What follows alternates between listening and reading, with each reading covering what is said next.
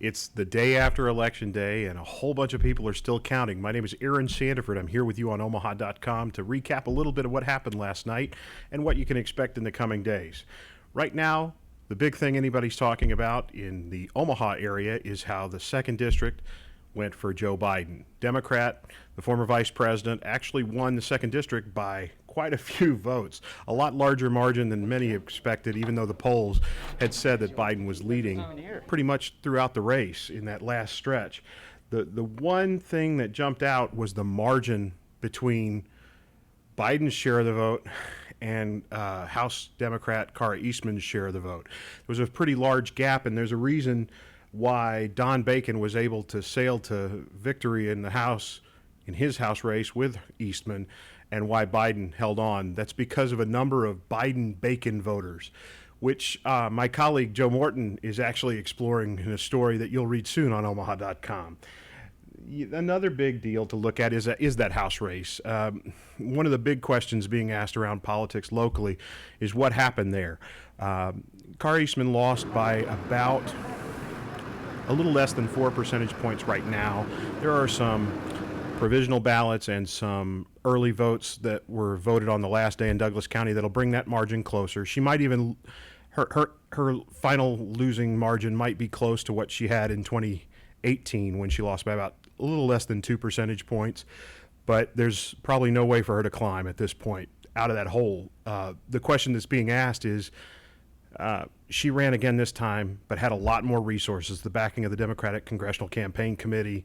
A whole lot of progressives still supported her campaign.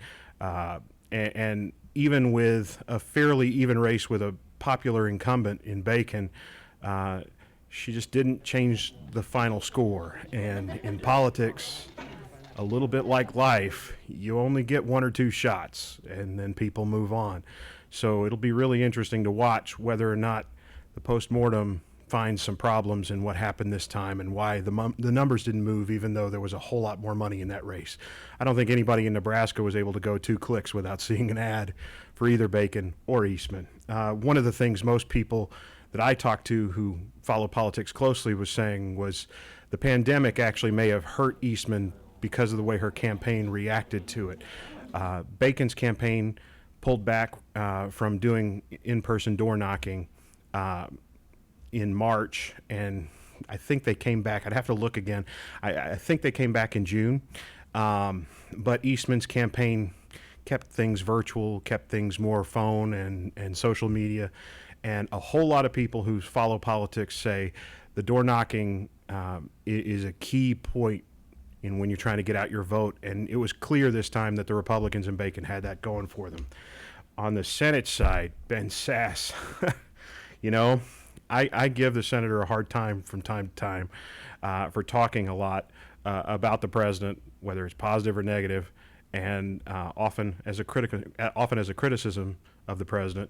But this time, his margin of victory in an unusual race was still very high. I mean, I think just looking here right now, it looks like he more than doubled, and very well nearly, not quite, but nearly tripled his next closest opponent, Chris Janasek, who obviously ran a troubled campaign. He was disavowed by his own party, the Democrats, and the Nebraska Democrats ended up backing Preston Love Jr. In that race as a write-in candidate. But Sasse still got 568,102 votes, which is good enough, his campaign said today in a press release, for the largest number of votes, by tally of votes, not by percentage or margin of victory, that any Nebraska any Nebraska candidate on the ballot has ever gotten running for federal office. So, bully on him. I guess criticizing the president didn't matter much. We'll see come primary time. In the legislature, one of the things that really jumped out, a couple of high-profile races, Janet Palmtag, and in her fight with Julie Slama, state senator there in southeast Nebraska. It looks like Slama and the Nebraska GOP ended up winning that race more than 2-1, and that was after quite a bit of back and forth.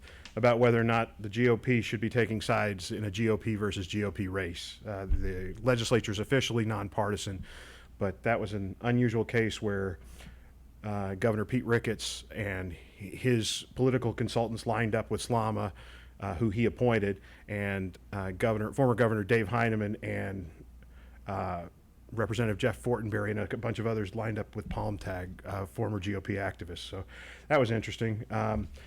Still going to be waiting, honestly, for a few votes on provisionals to decide some of these really close races. But one of the most interesting was down in